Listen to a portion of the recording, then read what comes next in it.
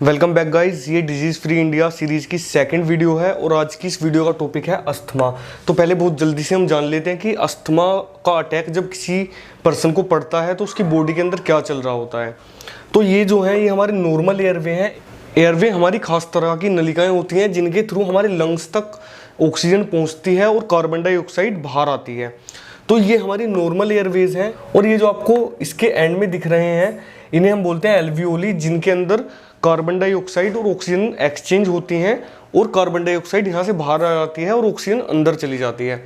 तो ये हमारा हो गया नॉर्मल एयरवे। अब ये जो आपको इसके बराबर में दिख रहा है यह है एस्थमेटिक एयरवे। इसमें क्या होता है कि आप ध्यान देंगे तो ये जो एयरवे है ये थोड़ा सिकुड़ गया है, नैरो हो गया है। और इसके जो आपको बराबर में दिख रहा है ये है अस्थमेटिक एयरवे ड्यूरिंग अटैक, यानी कि जब अस्थमा का अटैक पड़ता है उस टाइम पर जो हमारी एयरवे होती है। तो जनरली क्या होता है कि जब हमें अस्थमा का अटैक पड़ता है तो जो हमारी एयरवे है वो बहुत ज़्यादा नैरो हो जाती है। जो इसके ऊपर स्मूथ मसल्स की लेयर होती हैं, जो आसपास की स्मूथ मसल्स होती हैं, स्मूथ मसल्स को अगर इजी लैंग्वेज में समझे तो ऐसी मसल्स जिन्हें कि हम अपने आप कंट्रोल नहीं कर सकते, जैसे कि हम बाइसेप्स और ट्राइसेप्स की मसल्स को कर लेते हैं। तो ये मसल्स टाइट हो जाती हैं, जिसकी वजह से क्या होता है कि जो हमारी एल्वियोली है इसके अंदर जो गैस पहले से है वो गैस अंदर ही ट्रैप्ड हो जाती हैं और फंस जाती हैं और बाहर से और हवा ना तो अंदर जा पाती है और ना अंदर से हवा बाहर आ पाती है।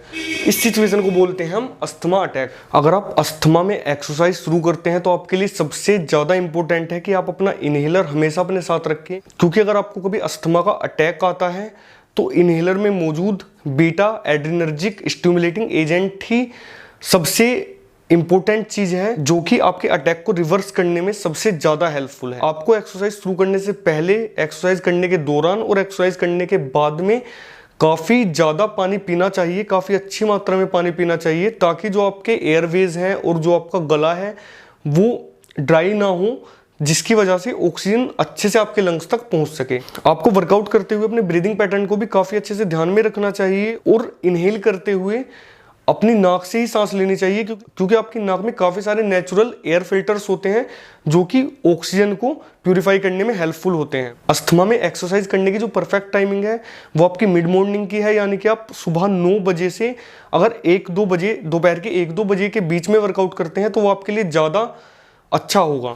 अगर आप इंडोर वर्कआउट करते हैं तो आपको अपनी खिड़की दरवाजों को अच्छे से बंद कर लेना चाहिए, ताकि बाहर से प्रदूषित हवा अंदर ना आ सके और काफ़ी सारी जो बैक्टीरियाज हैं जिनसे आपको एलर्जी के चांसेस हैं वो आपके वर्कआउट को इंटरप्ट ना कर पाएँ।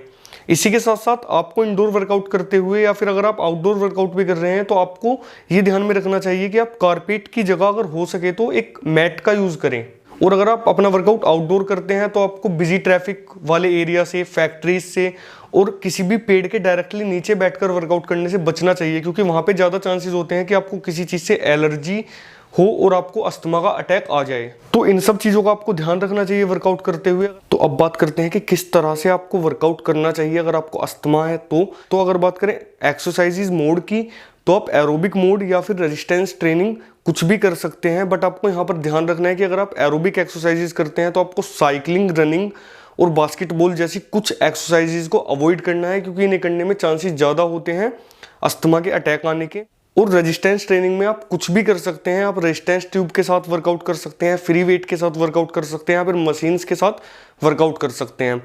तो किसी भी तरह से आप वेट ट्रेनिंग कर सकते हैं। मैंने डंबल्स वर्कआउट और रेजिस्टेंस बैंड के साथ किस तरह से वर्कआउट करना है उसके ऊपर पहले से वीडियो बनाई हुई है, जिसका लिंक मैं ऊपर आपको आई बटन पर दे दूंगा, तो आप उसे भी एक बार चेकआउट कर सकते हैं।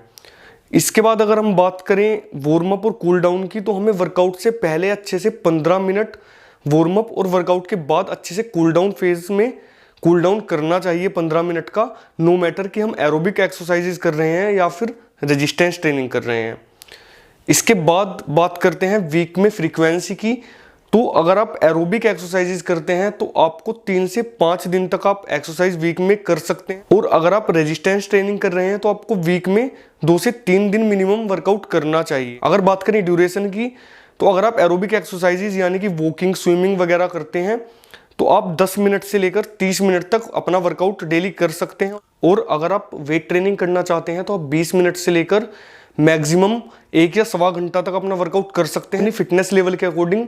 बट अगर आपका फिटनेस लेवल जो है वो बहुत ज़्यादा खराब है, यानी कि आप 10-15 मिनट से ज़्यादा एक्सरसाइज ही नहीं कर सकते, तो आप 10-10 मिनट के 3 बाउट्स में पर डे वर्कआउट कर सकते हैं। यानी कि 10 मिनट आप सुबह एक्सरसाइज कर सकते हैं, 10 मिनट आप दोपहर में एक्सरसाइज कर सकते हैं और 10 मिनट शाम को एक्सरसाइज कर सकते हैं। अगर बात करें हम इंटेंसिटी की, तो अगर आपको अस्थमा है तो आपकी जो वर्कआउट की इंटेंसिटी है वो लो टू मीडियम होनी चाहिए। यानी कि आपको ज़्यादा हाई इंटेंसिटी पे वर्कआउट अपना नहीं करना है, लो टू मीडियम ही अपना वर्कआउट रखना है। तो अब बात करते हैं बेनिफिट्स की। तो जो मेन बेनिफिट है अस्थमा में रेगुलर एक्सरसाइज करने का, वो ये है कि जब हम एक्सरसाइज करते हैं तो जो हमारी वेंटिलेशन की रिक्वायरमेंट होती है वो रिड्यूस हो जाती है, वो कम हो जाती है। कहने का मतलब है कि अब हम कम ऑक्सीजन के साथ ही ज़्यादा डेली टास्क को परफॉर्म कर सकते हैं।